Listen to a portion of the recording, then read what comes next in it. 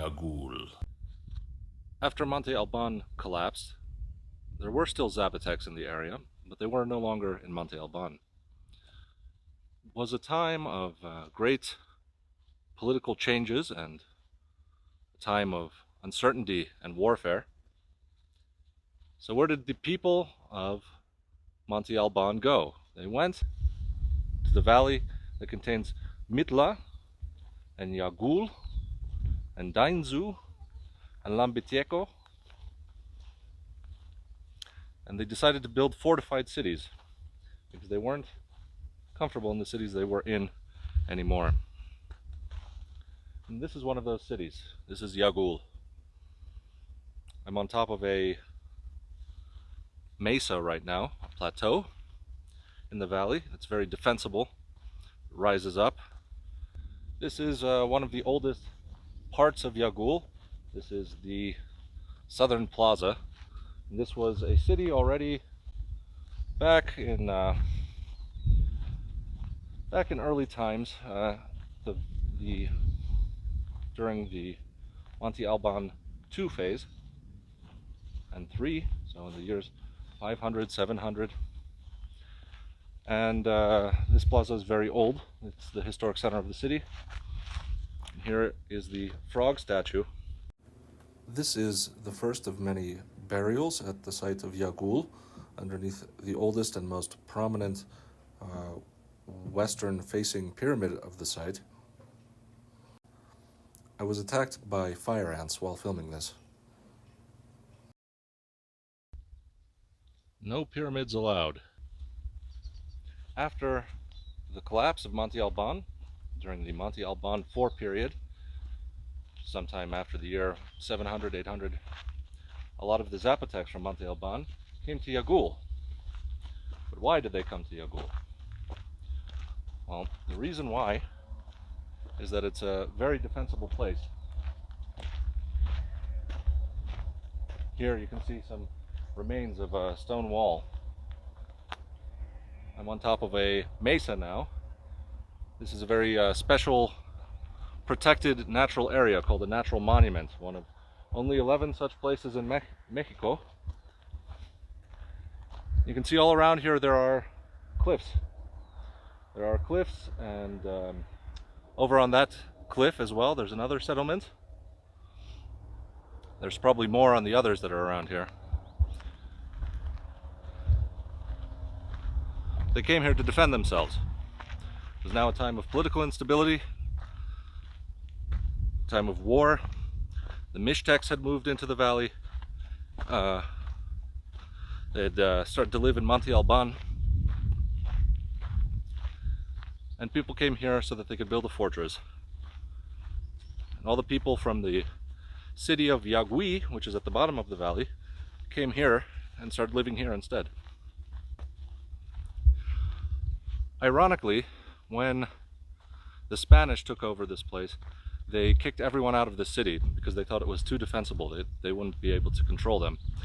And then they made everyone live in the valley below. And so it took some 600 years, but all the people from Yagüi returned there. And now they live in a city nearby called Tlacolula.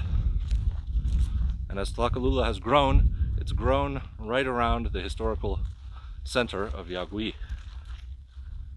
So they finally made it back.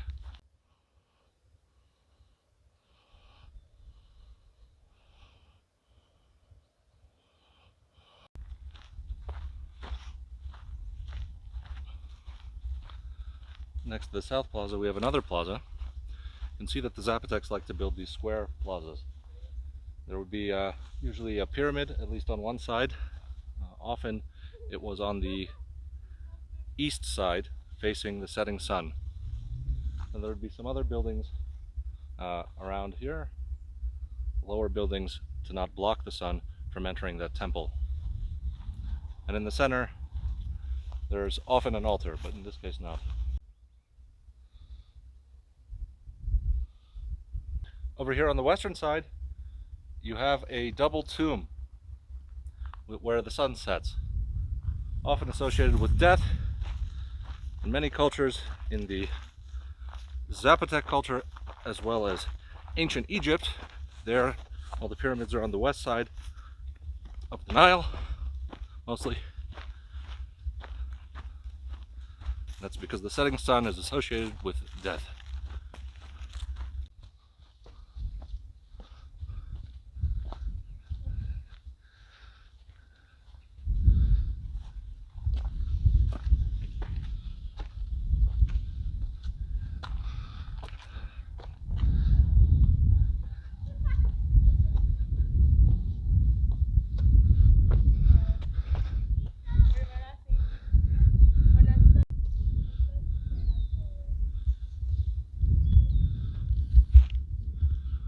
Behind me is the ball court of Yagul. It's said to be the second largest ball court in Mesoamerica after Chichen Itza. It's definitely the largest Zapotec ball court and the largest ball court in the Zapotec world and in all of Oaxaca, but I think that claim is misleading. The one in Tula, two in Tula, in the state of Hidalgo are definitely bigger.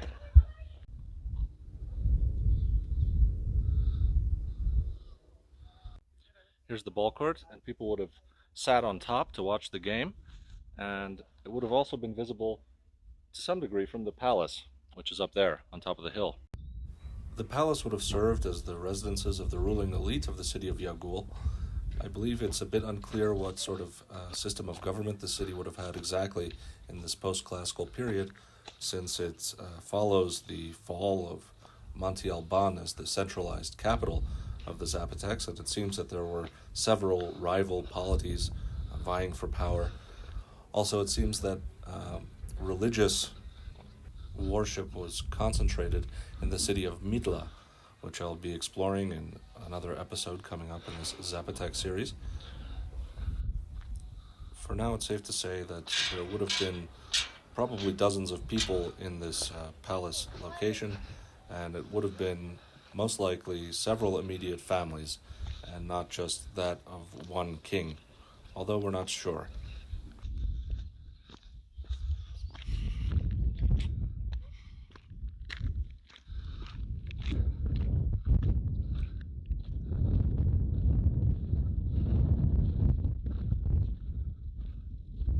Now entering the palace.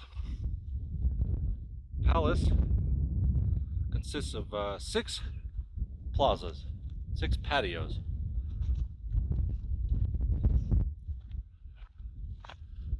Each has 4 rooms, and it's thought it would have been a palatial complex. People would have lived here. The rulers of the city, the elite, and their families. The 6 are arranged in a grid, and in these 2, on the most western side, we find tombs. Zapotec tombs often occur in multiples, usually at right angles to each other, and sometimes there will be 2, sometimes there will be 3, and sometimes there will even be 4 in the shape of a cross, and that's known as a Zapotec cruciform arrangement. Here we have only 2. There doesn't seem to be any sort of connection between that palace patio and this next one over here.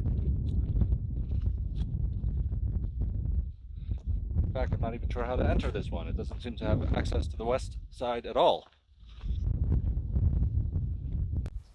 These may have been celestial mirrors for observing the heavens.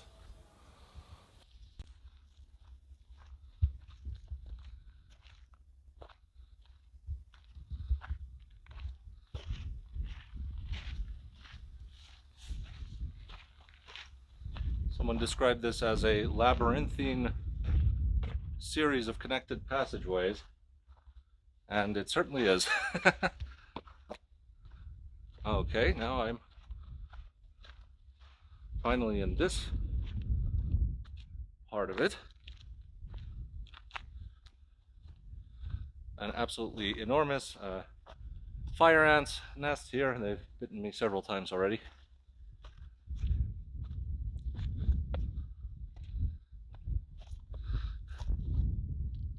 more rooms. And another tomb. Oh, this one has steps. Some of these tombs are said to have multiple chambers, and this may have been one of them, but I couldn't see the back of it, so I'm not sure.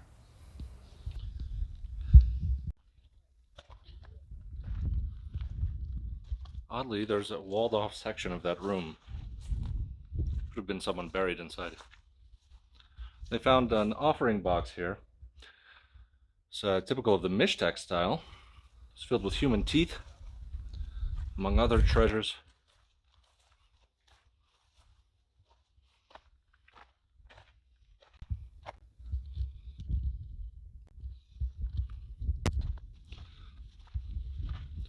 These walls all look quite yellow now.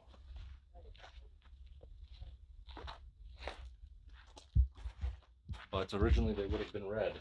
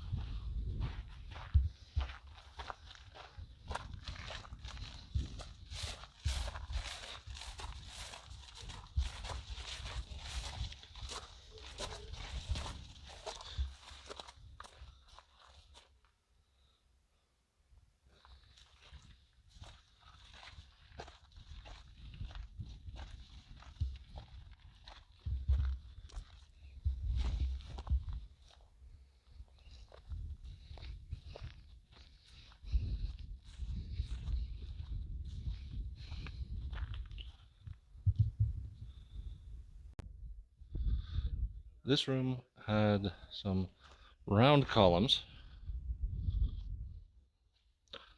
Likely there would have been a roof above and an open patio inside, in the middle.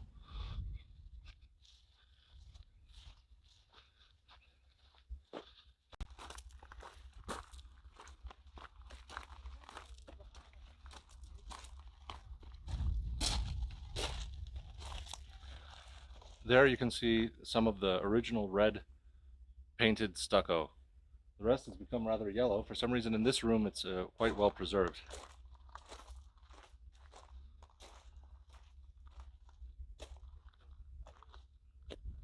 There's still lots of things that are temporarily closed for pandemic reasons, which makes this even more of a labyrinth. But indeed, every room is connected to every other. It is one large palace, a mansion.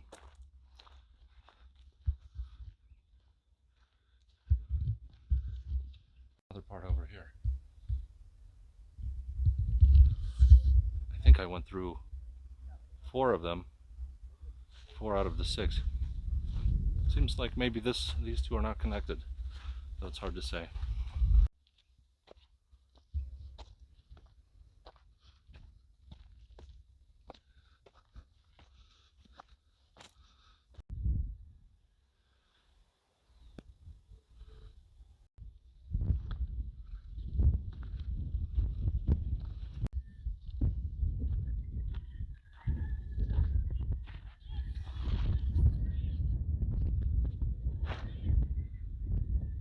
This is the view from the back side of the site. You can really see everything for miles and miles and miles and miles. You can keep an eye on all the farmers. Keep an eye out for trouble. There's even a majestic hawk soaring on a breeze over there.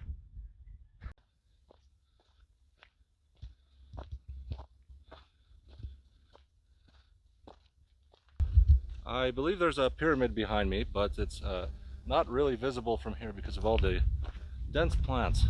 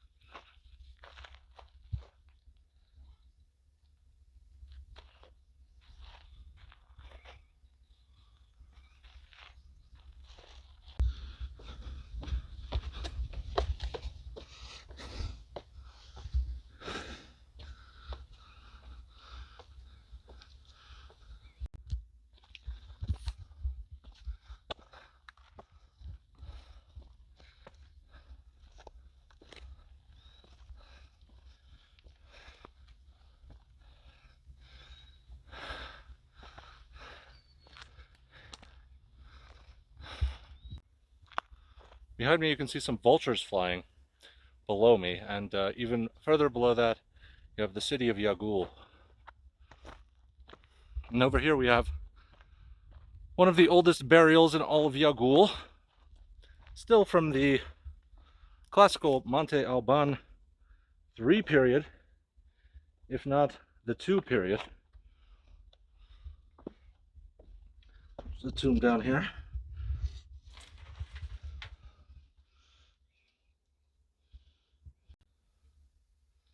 And that's an inscription in the Zapotec language. Looks like someone threw a rock to try to break the glass. And up there above the tomb you can see part of the old wall of the fortress that continues all around there, and that's where they would have hidden and taken shelter when there was some kind of attack or threat. And I've got to catch a bus all the way down there. So that's it from the Zapotec city of Yagul in the valley of Oaxaca.